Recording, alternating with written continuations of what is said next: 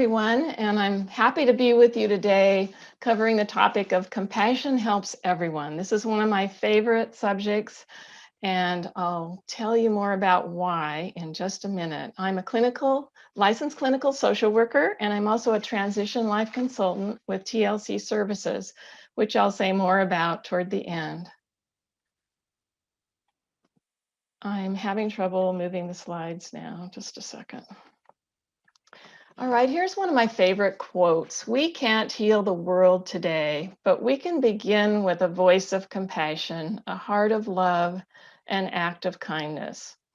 So to me, this says we can't change the whole world at once, but there are things we can do to make the world a lot better place to be in as individuals. I had an experience when I was only 7 years old, and this was back in the 1950s. And I had a teacher in the second grade who was really stern. And we felt as kids in her class that she didn't really like us. And I went home and I said to my mother, I just don't understand, but our teacher doesn't like us and she's really mean. And I don't even like to go to school. And that was something new for me because I loved school. Well, she said to me, she said, now let's stop and think about this a minute. She said, everybody has something going on inside that we don't necessarily know about. So why don't you start by just smiling at her? She might need a friend. She might need someone to be nice to her so she can be nicer to others. So I thought, well, okay, I'll try it. And I did try it, and it really, really worked. She actually became kinder. And it became a huge lesson to me because the next year she died of a serious illness. And so I was able to see that what had happened is she was ill, and she not to the point where she couldn't still teach the class. But anyway, it was a really big lesson. So I learned that kindness is a really good thing to do to others, and it helped me and helped her. What is compassion? You know, we talk about the word compassion, but what really is it? It comes from a Latin word that means to suffer with. I didn't move my slide. And it's really a powerful force in the world. It helps us all feel, excuse me, more positive about the future. And a small act of compassion can really change a person's life. There's so many kindnesses that we can witness other people doing. When the pandemic happened, I felt like there were even more examples. Just little things like we started getting grocery delivery instead of going to the grocery store ourselves. And we had to think about things like, well, how big of a tip should I give in Instacart? And what about the people who are trying to do the grocery delivery? They might not have a job anymore that they used to have. So we could help by giving them a little extra there. But it's not all about money either. I had another situation where I was at the UPS mailing store in a line of about, excuse me, about 30 people. And an aid car came along and the driver got out and needed to mail something. And so the person first in line said, come on, we're going to let you in. And everybody along the line said, yeah, go ahead. And it was like everyone was kind of cheering him on. And it was really nice because I know that a lot of the frontline workers, people who have to help others in times of need, really feel good when people treat them as like a hero. We were treating him like someone who really needed to get in sooner so he could go out and help other people. So if we can replace our judgment with more acceptance and embrace others with our kindness, then that goes a long ways. And I like this quote too. We don't see the world the way it is. We see the world the way we are. And if we're angry and we're bitter, then we're looking everywhere for proof of hostility wherever we go. And then if we're trusting and compassionate, then we find more evidence of kindness. What are some of the health benefits? So We have both physical and mental benefits. Under physical, we have increased immune system, quicker recovery from disease, lower inflammation levels. All these things make us feel better physically. If we're in a situation where we're being cared for, in a healthcare situation, as a patient, we're calmer, we have lower blood pressure, and we heal faster when we're given reassurance and when others listen actively to us. Our longevity is actually increased too, because stress is linked to a higher chance of dying, but not among those who help others and who show compassion to others. Stressful events actually increase our chances of dying over the next 5 years by 30%. But if we can have a buffer against that stress through being compassionate ourselves, then we're going to increase our chances of living longer and being healthier, both.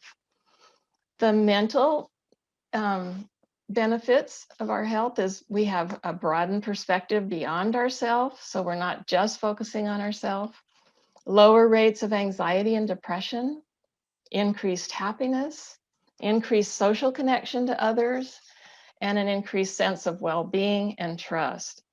It's really contagious because, a lack of social connection is worse for our health than smoking, obesity, or high blood pressure, any of those things. And the last bullet here, it's contagious. Really, good things are contagious as well as illnesses. So if we see others being kind, or if they see us being kind, then it is contagious. How do we express it? Well, we start by noticing and being aware. And it's not enough to really go through the motions. Your body and your brain know when it's sincere, and other people know. They can tell if it's sincere, what you're trying to do to help. If we can emotionally connect and respond, then we can take an action to actually help somebody. People do all sorts of compassionate acts to relieve suffering. I have a friend next door who goes to a food bank and actually she gives soup to people and she serves people. Or you always see things like someone stopping to help someone with a broken down car. I know that I ride a bicycle on the golf cart trails. And, if I stop even for a drink of water, there's always someone in a cart going by saying, "Are you okay? Is everything okay?" And so I always have this feeling that if anything goes wrong, there are people everywhere to help me. And that's a good feeling.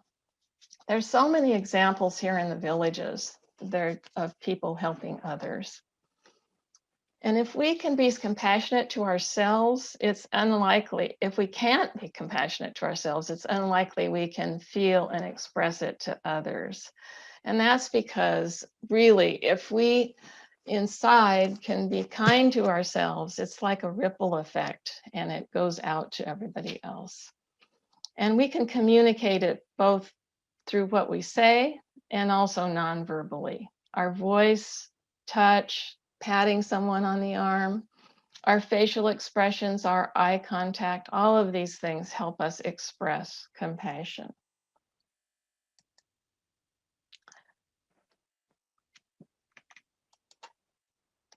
So here are some ways, 9 ways to show compassion. And starting with yourself, I just mentioned that. And how do you do that? If you can praise yourself, even for small successes, forgive yourself for mistakes, that's a big one. Focus on your strengths, not your weaknesses, and then that helps you radiate out the same love and goodness to others, and it gives you more patience and more room in your heart to serve others. Communicate both verbally and non-verbally. It really goes beyond your words. Your eye contact is important. If you turn towards someone and you listen quietly, it's very powerful. Others will feel your interest and you'll be more connected.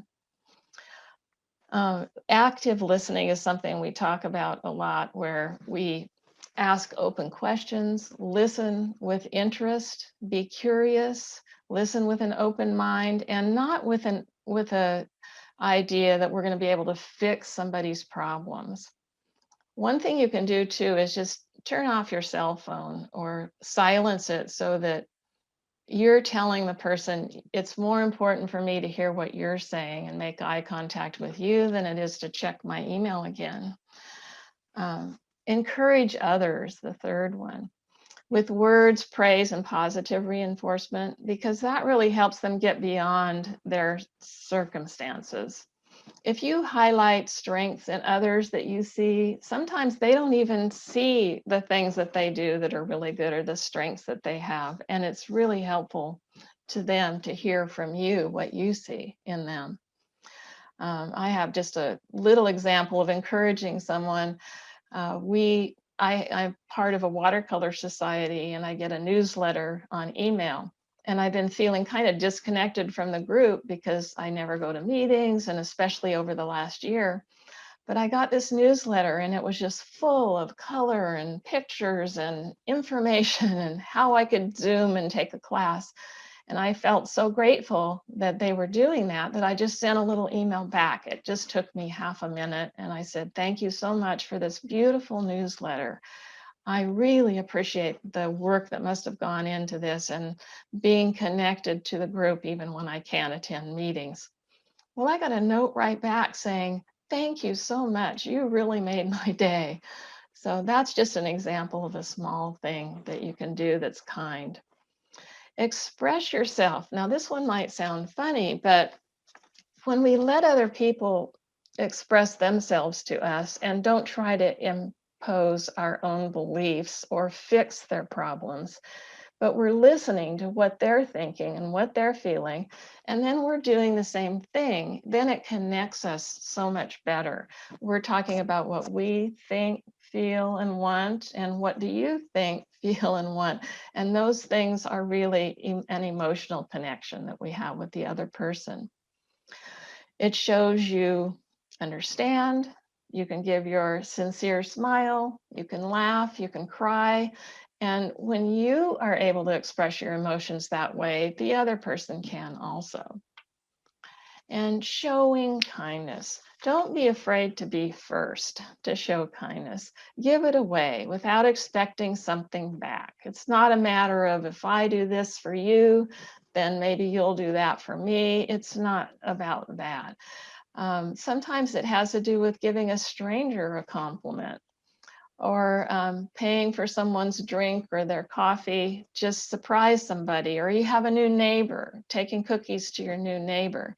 Maybe that's more difficult right now in the pandemic, but it's something to keep on your list to do when things get a little better. Being with people really means a lot.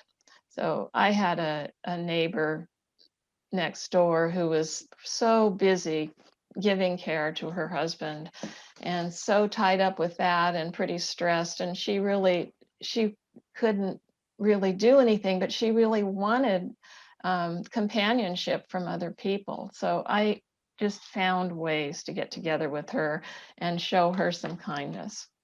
Respecting privacy. Now, sometimes it's, what if someone doesn't want you to help? And sometimes it's kindest to let them be, but just express that I'm here for you and I'm happy to help if needed. Now, this same neighbor that I mentioned, uh, she was happy to have me help her make some appointments, but she couldn't really do other things. So I just listened to what her true need was. Advocate for people. Sometimes people actually need an advocate. If they have trouble expressing themselves, maybe they need someone to go to the doctor with them. These are all things we can do to help another person. And we can volunteer. That really connects us with other people who have interests the same as ours, passions the same as ours, and an opportunity to make new friends. Just ask yourself, what am I passionate about? Again, in the villages, I was so impressed when I first moved here about all the opportunities that there are. Consider your words Think before you speak and pay attention to the present moment with a loving attitude.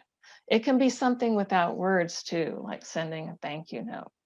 But consider what words you're using because they can be either kind or not so kind.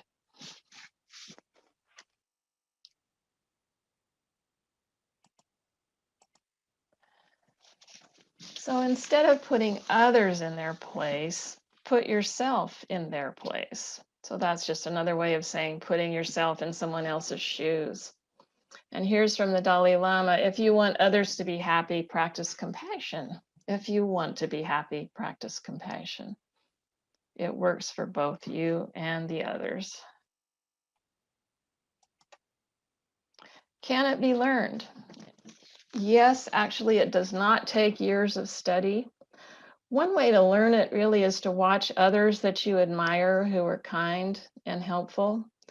And when you see that other person doing something kind, then it gives you a warm feeling, and it kind of gives you ideas too and examples of things that you might try. And we can get into a chain reaction of giving, which is a nicer chain reaction than a vicious cycle. It's a good cycle. Also, if we see leaders, compassionate leaders who are self-sacrificing, that really elevates all of us and to be more committed to being compassionate. Another way we can learn it is through meditation. And there's meditation that's specifically for compassion or mindfulness, and those are helpful in learning compassion. What are the benefits of meditation?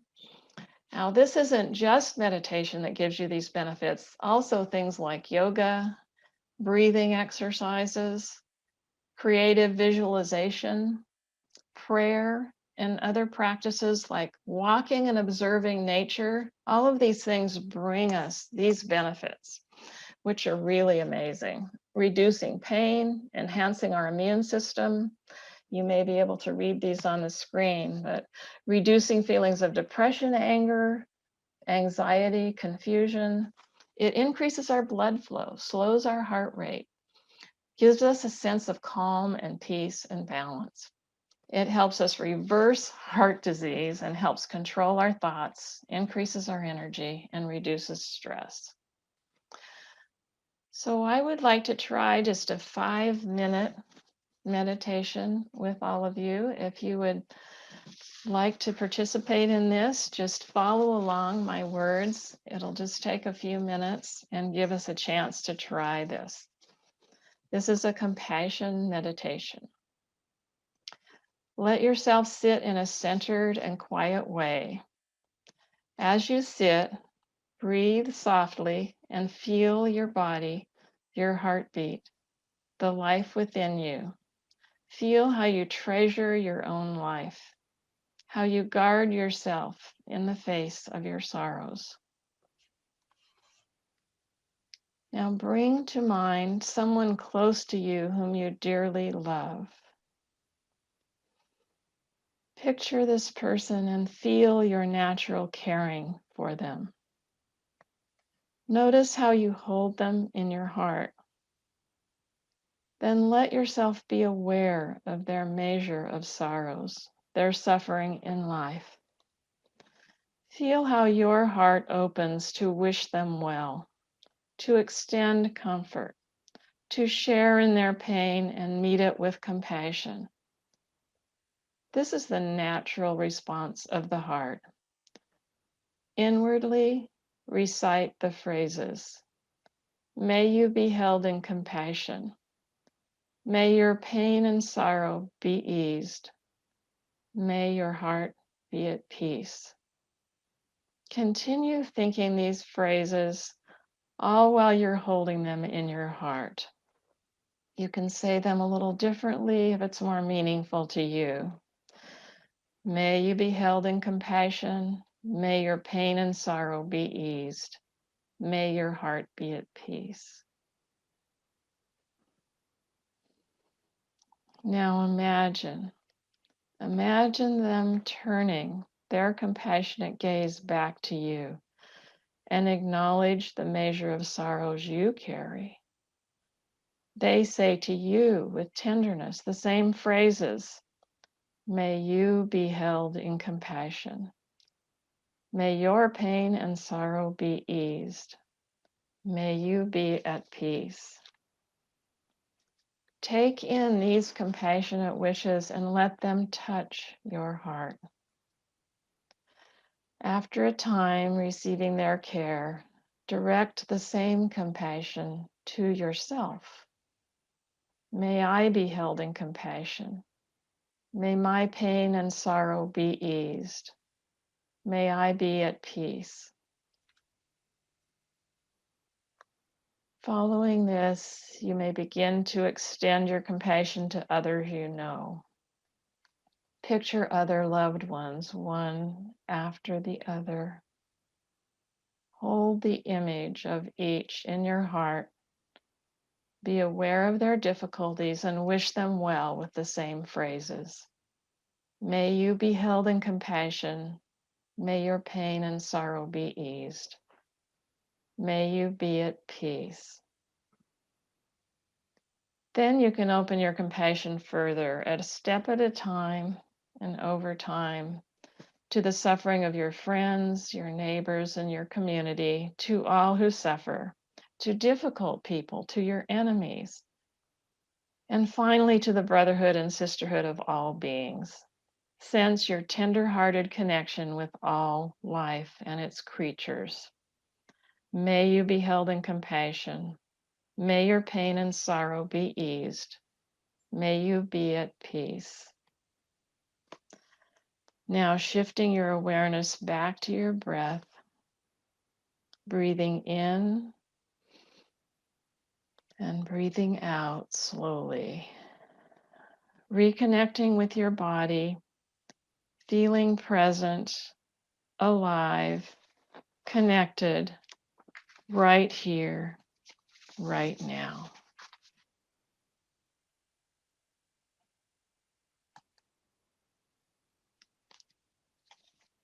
Welcome back, everybody. Now I think we're going to go to Lisa. And if anybody has any questions, you could start putting them in the chat and we'll pick those up from there. And I'm going to turn it over to Lisa in just a minute. Lisa. Bonnie, thank you. Thanks. Wow, pretty powerful. You led us to a quieter place. So thank you. We all know somebody out there that's in pain or struggling with something. So thanks for the words that maybe we could even say to them. Yeah, hopefully it's a healing moment, right? So I have thanks, really, very powerful. Welcome. So I have a couple questions. So how can we express compassion to those people that we find difficult in our world, right? There are all these people that come across us on a daily basis, weekly basis, that get under our skin, right? So how do we express that compassion? Okay. I think one of the best ways to do that is start by assuming that others don't have evil intent. Intent is not something that we have on our foreheads. So if we're curious and don't make a negative assumption, keep neutral, then, think about this too. How boring would it be if everyone were alike and had the same perspective? It's really enriching our lives to have many people with different perspectives and different ways of looking at things. And so it might not be fair for us to judge someone based on our own framework. So if we could learn more from what their perspective is by opening up, being curious, and asking them questions, I think that might be the best way. Staying neutral and learning. where they're coming from, and we'll probably find that we have something in common. And if we have something in common with them, then that's a connection we can make that will help us be able to be more compassionate. And so, in learning how to be less judgmental, we become more accepting of people that don't look or act as we do or react as we do. Exactly, exactly. And if we think about it, I think about it as like holding space for another person to be who they are. People are really interesting. I find people to be very interesting. And if I can hold space for them to be who they are rather than who I wish they were, then I think that my compassion just comes out of me a lot more naturally. Mhm. And then, if you're more accepting of their differences, you can be at peace in the same space with them. Yeah, that's a really nice way to put it, Lisa. Yeah, Can be at peace in the same space. And that's a really nice goal. I yeah. like that. I like the way you said that. Does anyone have any questions here? I think we've learned a lot, and I think we've been through a very tumultuous year, right? And as we find people that always don't react the way we would expect, or um, we're all struggling with something, right? And how do we become more accepting of each other so this world is maybe more peaceful? Maybe we don't end up in such volatility because we're more accepting, and that maybe we're more inclusive, right? Of others and their differences. I don't know if you know this or not, but one of the things that they found with the subprime meltdown is that there weren't enough women on boards, right? Because women may not have led us into some of the uh, risky behavior that the men did. And I'm not bashing men, I'm just saying sometimes diversity makes you look at things a little bit differently, a different perspective, right? So as this world changes and becomes, as they say, one virus in one country is a virus around the world, right? We are all somehow connected by connectivity, and we have to become more inclusive of others' ideas and what they're thinking to help lead them maybe on a different path, maybe even towards what we're thinking, and somehow meet in the middle. So yeah, compassion, I think we really need that this year. This has been a really tough year for everybody. And our patience are really thin right now, and we still have a long ways to go. We do. And I have another thought I'd like to share with you all. We all know the golden rule, do unto others what we'd have them do unto us. Well, you can flip that around too, and you can say, don't do unto others what you wouldn't have them do unto you. And just think about if Mm, you don't like what you're seeing, that what someone else is doing, try catching them in the act of something that you can either admire or that you can compliment, or that could be a bridge between the way you look at things and the way they look at things.